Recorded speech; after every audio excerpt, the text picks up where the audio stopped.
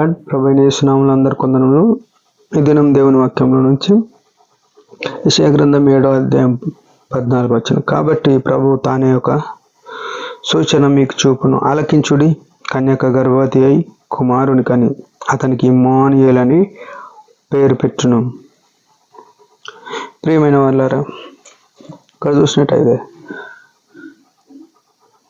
ప్రభు ఒక సూచక్రియ మీకు చూపును అని చెప్పి, ఆలకించుడి, కన్యక గర్భవతి కుమారుని కనును అని చెప్పి. ప్రపంచంలో ఎంతోమంది దేవతలు దేవుళ్ళు అనబడేవారు ఉన్నప్పటికీ ఎవరికి నచ్చిన మతం వాళ్ళు, ఎవరికి నచ్చిన మార్గం వాళ్ళు, ఎవరికి నచ్చిన విగ్రహం వాళ్ళు ఇట్లా పూజించుకుంటున్న దినాల్లో దేవుడు సెలవిచ్చే మాట ఏంటంటే, ఆలకించుడి, కన్యక గర్భవతి అని చెప్పినాడు. ఈ కన్యక గర్భవతి అనే మాట ఏం చూపిస్తుందంటే, మన దేవుడు యేసుక్రీస్తు ప్రభు ఎంత పరిశుద్ధుడు అనేది గుర్తుపెట్టుకోవాలి. ఆయన శరీర సంబంధి కానే కాదు. ప్రపంచంలో ఉన్న ప్రతి మనుష్యుడు ఆదామవ్వలు తప్ప, యేసుక్రీస్తు తప్ప, ప్రపంచంలో ఉన్న ప్రతి మనిషి, ప్రతి ప్రాణి, ఇంకా అంతకు చెప్పాలంటే స్త్రీ పురుష సంయుక్తమైన సంతానం. కానీ యేసుక్రీస్తు ప్రభువు ఎట్లా అంటే స్త్రీ సంతానం ముందు పుట్టబడి, తండ్రి లేని వాడుగా పుట్టబడి, పవిత్రుడు. ఎంత పవిత్రత ఉందో చూడండి. ఆయన గురించి యెషయా గ్రంథం 6వ అధ్యాయం 3వ వచనం, పరిశుద్ధుడు పరిశుద్ధుడు పరిశుద్ధ. ఆ పరలోకమే పరిశుద్ధం. ఆ పరలోకంలో ఉన్నదంత పరిశుద్ధమైనప్పుడు ఆ పరిశుద్ధమైన దూతలు, శరాపులు, మహాదూతలు ఉన్నాయి, శరాపులు ఉన్నాయి, కోట్ల కొలది దూతలు, 24 పెద్దలు, 4 జీవులు, ఇవన్నీ ఏం చేస్తున్నాయి? ఆయన పరిశుద్ధతను చూసి పరిశుద్ధుడు మనం ఒకరిని అందంగా ఉన్నామంటే ఒకసారి చెప్తా, రెండోసారి చెప్తాం, మూడోసారి చెప్తాం, ఆ తర్వాత చెప్పాలంటే మంచి అనిపి, లేకుంటే చెప్పిన అబద్ధమే చెప్పినట్టు. కానీ ఈ కోట్ల కొలది దేవదూతలు మానక రాత్రింబగలు పరిశుద్ధుడు పరిశుద్ధుడు పరిశుద్ధుడు అని పోడుతున్నారు. మన ప్రభువు ఎంత పరిశుద్ధతలో, ఎంత ఔన్నత్యమైన స్థితిలో ఉన్నాడో మనం చూడాలి. ప్రియ సోదరులారా, సోదరులారా, ఇక్కడ గమనించినట్టయితే ఆయన పరిశుద్ధత ఎదుట ఏదైనా నిలబడని పరిస్థితిలో ఉంది. అయితే ఆయన పరిశుద్ధుడైన దేవుడు ఏం చేసినాడంటే, తప్పిపోయిన మానవుని, పాపంలో పడి చెడిపోయిన మానవుని, అపవిత్రుడైన మానవుని ఏం చేసినాడు?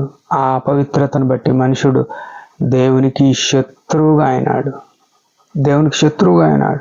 అలాంటి దేవుడిచ్చే మహిమను పొందలేకపోతున్నాడు అని గుర్తరి పాప శరీరాకారం ధరించుకొని పాపలోకములో ఒక కన్యక గర్భంలో ఈ లోకంలో జన్మించినాడు.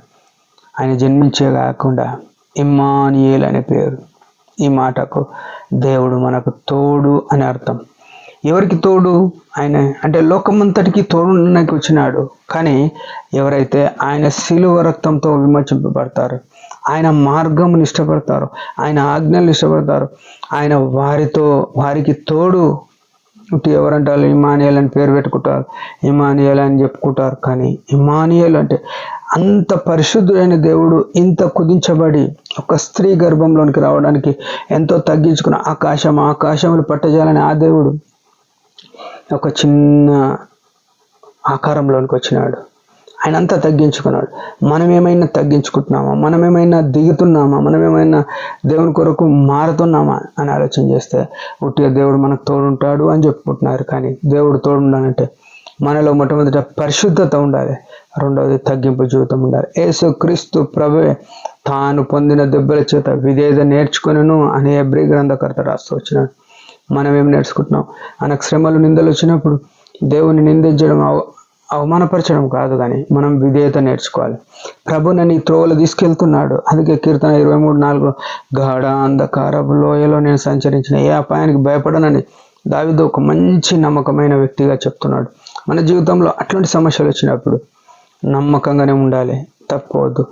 దేవుడు పట్టించుకోలేడం లేదు, ఆయన పట్టించుకునే దేవుడు. ఆ గాఢాంధకారంలో పోతేనే నా జీవితం బాగుంటుంది అన్నప్పుడు ఆయన అందులో నడిపిస్తాడు. నడిపించే సామర్థ్యుడు ఆ గొప్ప దేవుని మనం కలిగి ఉన్నాం. ఆ ఇమ్మానుయేల్ను మనం తోడు పెట్టుకోవాలంటే పరిశుద్ధత, విధేయత కలిగి ఉంటే ఆయన మనతో ఉంటాడు, ఉట్టిగానే ఉండడు. మనలో పరిశుద్ధత ఉండాలి. రెండవది తగ్గింపు. ఎవడు నలిగిన వాడై ఉంటాడో నేను వాడిని దృష్టిస్తున్నా. యెషయా 53:62 నలిగిన వాడిని దృష్టిస్తున్నాడు. యెషయా 53:15, 16, 17 వచనాలు చూస్తూ నలిగిన వారిని, వినయం గల వారిని, దీనులను ఆయన లక్ష్య పెట్టి వారి దగ్గర మహాగణుడైన దేవుడు దిగి వచ్చేవాడని. మనం ఎట్లున్నాం? మన జీవితాలు సరి చేసుకుందాం. ఆయన మహిమ కొరకు మనం తగ్గించుకొని ఇమ్మానుయేలును తోడబెట్టుకొని బతుకుదాం. దేవుడి మాట దీవించుగాక. చిన్న ప్రార్థన. పరమ తండ్రి యేసు ప్రభునామములో వందనాలు. నీ ఔన్నత్యము, నీ గొప్పతనం అంతా వదులుకొని సశరీరుడుగా దిగి వచ్చినావు, పరిశుద్ధులుగా ఉన్నావు. అందుకై స్తోత్రం. మేము కూడా తగ్గించుకొని పరిశుద్ధత కలిగి ఉంటే నువ్వు మాతో ఉండే దేవుడు అయిన వాగ్దానం ఇచ్చినందుకు, వాగ్దానం చేపట్టిన వారు మేము పరిశుద్ధను కాపాడుకుంటూ కృపనీయమని యేసు ప్రభు పరిశుద్ధ నామములో ప్రార్థిస్తున్నాం తండ్రి. ఆమేన్. మీరందరి పరిచయం గురించి భారంగా ప్రార్థన చేయండి. Praise the lord.